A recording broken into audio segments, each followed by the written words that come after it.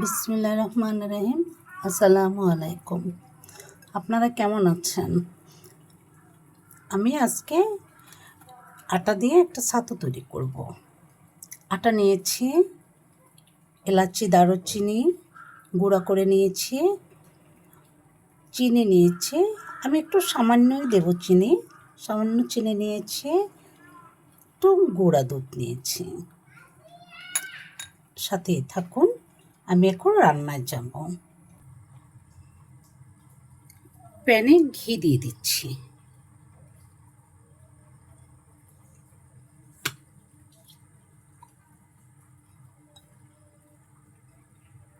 এখন আমি লাল আটা নিয়েছি, লাল আটা দিয়ে দিচ্ছি।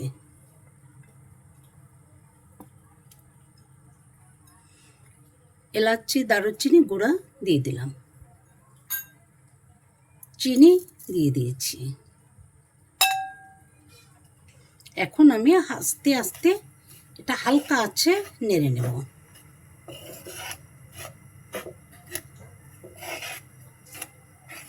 আপনারা চিনিটা স্বাদ অনুযায়ী দিবেন। আমি খুব কম দিয়েছি, যেহেতু আমাদের ডায়াবেটিস আমার, যার কারণ আমি এটা দিচ্ছি। বাসার সবাইও চিনিটা তেমন একটা বেশি খায় না, সবাই কম খায়, সেজন্য আমি এভাবে করেছি। অসম্ভব স্বাদ হয়, আপনারা অবশ্যই অনুরোধ থাকবে খেয়ে দেখবেন। আলহামদুলিল্লাহ, দেখবেন অনেক ভালো লাগবে। এটা আমার মা আমাকে বানিয়ে খাওয়াতো, লাল আটা দিয়ে এটা তৈরি করতো, একটা বাসায় ছাতুর মতো তৈরি করতো, খুব টেস্ট।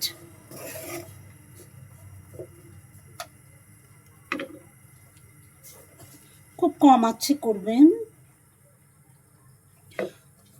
অল্প আছে। একটু লবণ দিয়ে দিচ্ছি, স্বাদ মতো লবণ দিয়ে দিলাম।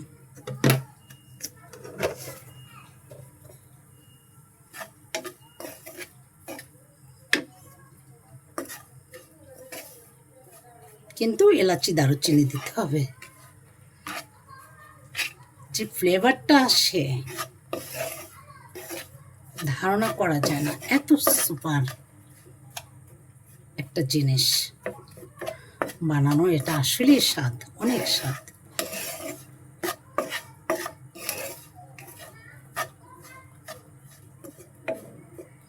পোড়া লেগে না যায় সেদিকে খেয়াল রাখবেন। চিনিটা একটু বেশি দিলে মজা হয় বেশি, চিনির জিনিস তো আসলে অনেক স্বাদটা দ্বিগুণ হয়ে যায়। যে ঝরঝরে হয়ে এসছে, ঘি মিডিয়াম দিবেন, অতিরিক্ত আবার দিবেন না, তো বুঝতেই পারেন এইভাবে একটা কালার আসবে, ভেজা ভেজা একটা কালার আসবে, এরকম কালারটা আসবে, ঝরঝরে সুজির মতো হয়ে যাবে।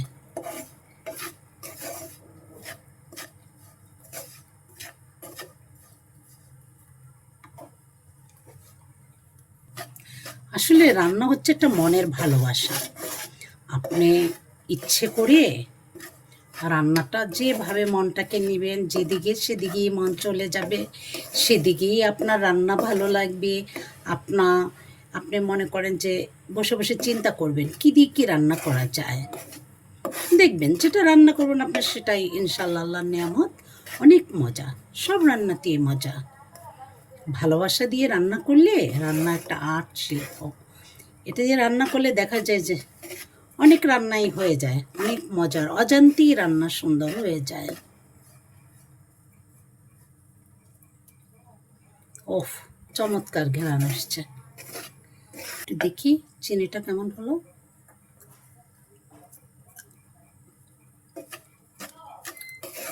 জাস্ট ছাতুর মতো লাগে।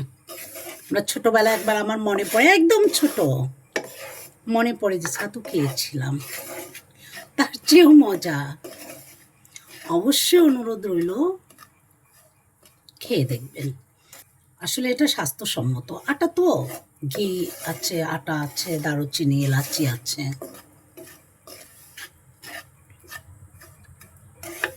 এটা বাচ্চাদেরও দিতে পারবেন এবং বড়রাও খেতে পারবেন। আমার আটার ছাতু হয়ে গেল।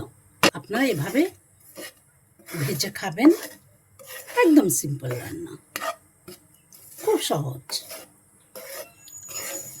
হয়ে গেল, দেখেন কালারটা আসছে, কি সুন্দর আসছে।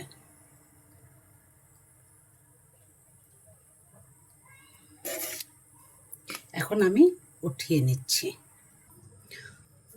আটার ছাতু হয়ে গেল। ভালো লাগলে সাবস্ক্রাইব, কমেন্ট, শেয়ার, লাইক করবেন। সবাই ভালো থাকবেন, খেয়ে দেখবেন। আসসালামু আলাইকুম।